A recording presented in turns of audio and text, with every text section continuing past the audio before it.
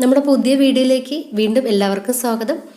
ഇന്ന് നമ്മൾ ഓണത്തിനൊക്കെ വിളമ്പാൻ പറ്റിയ സദ്യക്ക് വിളമ്പാൻ പറ്റിയ നല്ലൊരു എരിശ്ശേരിയുടെ റെസിപ്പിയാണ് കേട്ടോ ചെയ്യുന്നത്. നമ്മൾ റെഡിയാക്കി കഴിഞ്ഞാൽ ഇതുപോലെ ഇരിക്കും.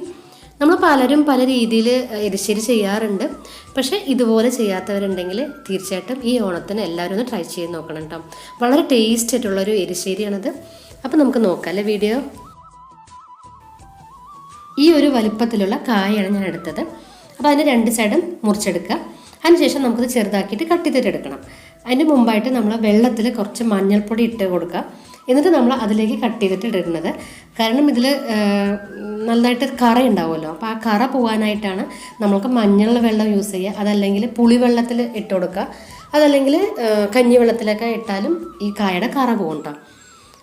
എന്നിട്ട് നമ്മൾ ഇതുപോലെ നീളത്തിൽ കട്ട് ചെയ്തിട്ട് നാല് ഇതുപോലെ ഒരു 4 പീസാക്കിയിട്ട് കട്ട് ചെയ്തിട്ടിടാം. നമ്മൾ ഇതിൻ്റെ തൊലി എടുക്കുന്നുണ്ട് കേട്ടോ. തൊലി നമ്മൾ കട്ട് ചെയ്തിട്ട് മാറ്റണില്ല. കാരണം തൊലി കൂടെ ഇടുമ്പോഴാണ് ഈ എരിശ്ശേരിക്ക് നല്ലൊരു ടേസ്റ്റ് വരിക. അതേപോലെ തന്നെ തൊലിയിൽ നിറയെ നല്ല വിറ്റാമിൻസും ഈ തൊലിയിലുണ്ട്. അതേപോലെ തന്നെ നമ്മൾ ഈ കായ കട്ട് ചെയ്യുന്നതിൻ്റെ മുമ്പായിട്ട് നമ്മൾ വീട്ടിലുള്ള കായയാണെങ്കിൽ കുഴപ്പമില്ല, ഒരു 2-3 പ്രാവശ്യമൊക്കെ കഴുകിയാൽ മതി. പക്ഷെ നമ്മൾ പുറത്തുനിന്ന് വാങ്ങുന്ന കായാകുമ്പോൾ കുറച്ചുകൂടെ നന്നായിട്ടൊന്ന് വൃത്തിയാക്കിയിട്ട് കഴുകണം.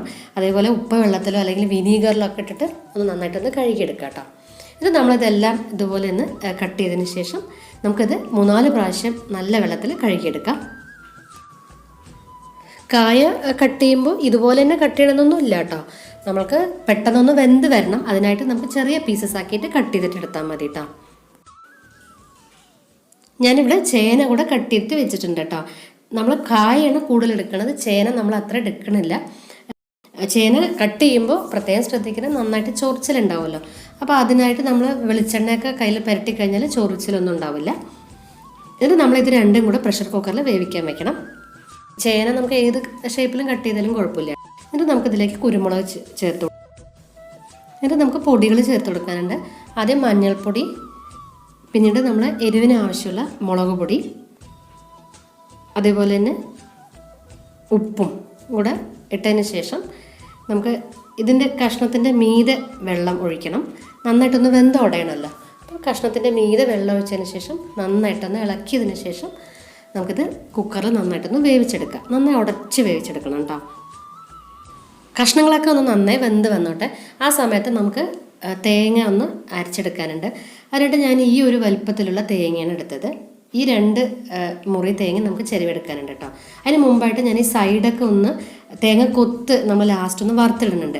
അതിനായിട്ട് ഈ സൈഡൊക്കെ ഒന്ന് കുറച്ച് കട്ട് ചെയ്തിട്ട് എടുത്തിട്ടുണ്ട്. അപ്പോൾ അത് നമുക്ക് തേങ്ങ കൊത്തായിട്ട് ലാസ്റ്റ് വറുത്തിടാം. അപ്പോൾ മിക്സിയുടെ ജാറിൽ തേങ്ങ ചിരവിയത് ഇട്ടു. പിന്നെ 2 അല്ലി വെളുത്തുള്ളി ഇട്ട് കൊടുത്തു. അതുപോലെ തന്നെ ചെറിയ ജീരകം അതും കൂടെ ചേർത്തിട്ട് ഇതിൽ നമുക്ക് ആവശ്യമുള്ള വെള്ളം കൂടെ ചേർത്തിട്ട് നമ്മളൊന്ന് ചതച്ചെടുക്കണേ ഉള്ളൂ കേട്ടോ. തേങ്ങ ഒരുപാട് പേസ്റ്റ് പോലെ ആക്കരുത്. അതുപോലെ തന്നെ നമ്മൾ വെളുത്തുള്ളി കൂടെ ചേർക്കുമ്പോഴും നമ്മൾ ഈ ചേനയിലും കായയിലൊക്കെ നല്ല ഗ്യാസ് ട്രബിൾ ഉണ്ടാവുന്ന ഇതാണല്ലോ, വെജിറ്റബിൾസ് ആണത് രണ്ടും. അപ്പോൾ നമ്മൾ വെളുത്തുള്ളി ചേർക്കുമ്പോൾ ഗ്യാസ് ട്രബിളിൻ്റെ പ്രശ്നങ്ങളൊന്നും ഉണ്ടാവില്ല. നമ്മളിപ്പോൾ ഇവിടെ ഒരു മീഡിയം സൈസ് തേങ്ങയാണല്ലോ എടുത്തത് അല്ലേ. അത് മുഴുവനായിട്ട് തന്നെ ചേർക്കണം കേട്ടോ. കാരണം ഈ കായലൊരു വഴുവഴുപ്പുണ്ടാവും. അപ്പോൾ അത് മാറാനാണ് ഈ ഒരു തേങ്ങ നമ്മൾ ചേർക്കുന്നത്. തേങ്ങ കണ്ടോ ഇതുപോലെ ഒന്ന് ചതച്ചെടുത്താൽ മതി, അല്ലാതെ ഒരുപാട് പേസ്റ്റാക്കി എടുക്കരുത് കേട്ടോ. ഈ സമയം കൊണ്ട് തന്നെ നമ്മുടെ കഷ്ണങ്ങളൊക്കെ നന്നായി വെന്ത് വന്നിട്ടുണ്ട്. നമ്മൾ ഇനി ഇതിനെ മിക്സിയിൽ നന്നായിട്ട് പേസ്റ്റ് പോലെ അരച്ചെടുക്കണം കേട്ടോ. തേങ്ങ അരച്ച അതേ മിക്സിയിൽ തന്നെ ഞാൻ തേങ്ങ മാറ്റി വെച്ചു. എന്നിട്ട് നമുക്ക് ഈ കഷ്ണങ്ങൾ നന്നായിട്ട് ചൂടാറിയതിന് ശേഷം നന്നായിട്ടൊന്ന് അടിച്ചെടുക്കാം. പിന്നീട് നമ്മൾ മിക്സിയിൽ പേസ്റ്റ് ആക്കിയിട്ട് അരച്ച് വെച്ചിട്ടുള്ള കഷ്ണങ്ങളുണ്ടല്ലോ, അത് നമുക്ക് ഒരു ചീനച്ചട്ടിയിലേക്ക് മാറ്റി കൊടുക്കാം. എന്നിട്ട് നമുക്ക് വെള്ളം നന്നായിട്ടൊന്ന് ഒഴിച്ചു കൊടുക്കാനുണ്ട്. ഒരു ഗ്ലാസ്സൊക്കെ വെള്ളം ഒഴിച്ചു കൊടുക്കാം. കാരണം നമ്മൾ ഇനി തേങ്ങ കൂടെ ചേർത്തിട്ട് നമ്മൾ ചതച്ച് വെച്ച തേങ്ങയും കൂടെ ഇതിൽ ചേർത്തതിന് ശേഷം വീണ്ടും നന്നായിട്ടൊന്ന് തിളപ്പിച്ചെടുക്കുന്നുണ്ട്. അപ്പോൾ അടി പിടിക്കാതെ നോക്കണം. മീഡിയം ഫ്ലെയിമിൽ തന്നെ വെച്ചിട്ട് ഇതെല്ലാം ചെയ്യാം കേട്ടോ. ഇതുപോലെ വെള്ളം ഒഴിച്ചിട്ട് നന്നായിട്ടൊന്ന് മിക്സ് ചെയ്യുക. വെള്ളം പോരാന്നുണ്ടെങ്കിൽ വീണ്ടും കുറച്ചുകൂടെ വെള്ളം ഒഴിച്ചു കൊടുക്കുക കേട്ടോ. ഈ ഒരു എരിശ്ശേരിയുടെ പ്രത്യേകത എന്താണെന്ന് അറിയോ? നമ്മളിതിൽ കഷ്ണങ്ങൾ തീരെ നമുക്ക് കടിക്കാൻ കിട്ടാറില്ല. അതിൻ്റെ പകരം നമ്മൾ വെളിച്ചെണ്ണയിൽ മൂപ്പിച്ച് നന്നായിട്ട് ഫ്രൈ ചെയ്തിട്ട് എടുത്തിട്ടുള്ള തേങ്ങാക്കൊത്തുണ്ട്. ആ തേങ്ങാക്കൊത്ത് നമുക്ക് അത് മാത്രമേ നമുക്ക് കടിക്കാൻ കിട്ടാറുള്ളൂ. അപ്പോൾ ഈ തേങ്ങാക്കൊത്തും ഈ കഷ്ണങ്ങളും തേങ്ങയിലും എല്ലാം കൂടി മിക്സായിട്ട് അത് ഒരു നല്ലൊരു ടേസ്റ്റാണ് കേട്ടോ ഈ എരിശ്ശേരിക്ക്. അപ്പോൾ അതൊന്നും നിങ്ങൾ ട്രൈ ചെയ്ത് നോക്കണം കേട്ടോ.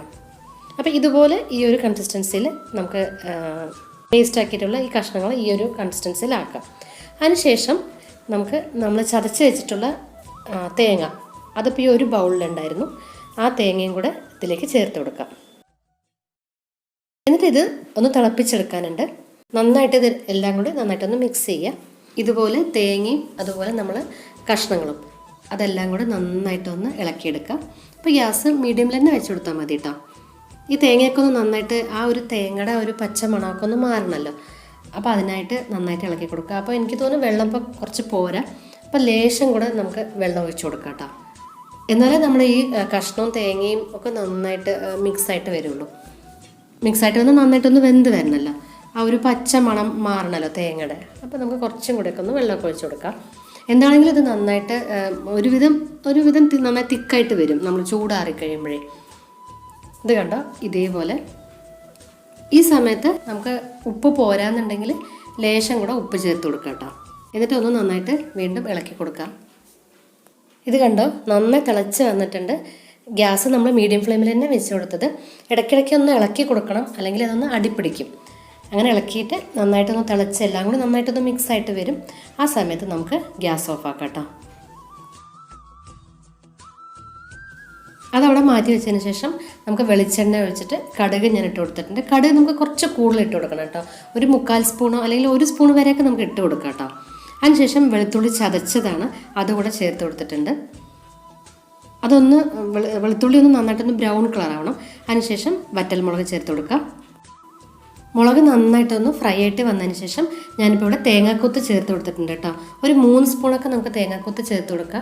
തേങ്ങാക്കൊത്ത് നന്നായിട്ട് ബ്രൗൺ കളർ വരെ നന്നായിട്ട് ഫ്രൈ ആക്കിയിട്ട് എടുക്കണം കേട്ടോ.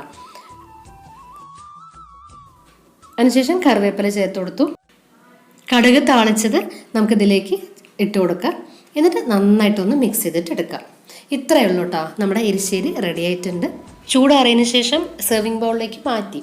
അപ്പോൾ കണ്ടോ, ഈ ഒരു തിക്നെസ്സിലാണ് നമുക്ക് നമ്മുടെ എരിശ്ശേരി ഇരിക്കേണ്ടത്. അപ്പോൾ നമ്മൾ ഇലയിൽ വിളമ്പണ സമയത്ത് ഒഴുകി പോകരുത്, അങ്ങനെ തിക്കായിട്ട് തന്നെ ഇരിക്കണം. നമ്മൾ തേങ്ങാക്കൊത്ത് നന്നായിട്ട് ഫ്രൈ ചെയ്തിട്ട് ഇടുന്നുണ്ടല്ലോ, അത് ഈ എരിശ്ശേരിക്ക് വളരെ നല്ലൊരു ടേസ്റ്റാണ് കേട്ടോ.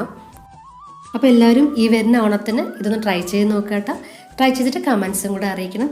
നമുക്ക് നല്ല പുതിയ വീഡിയോസ് ആയിട്ട് ഉടനെ തന്നെ കാണാം. Thanks for watching. ബൈ.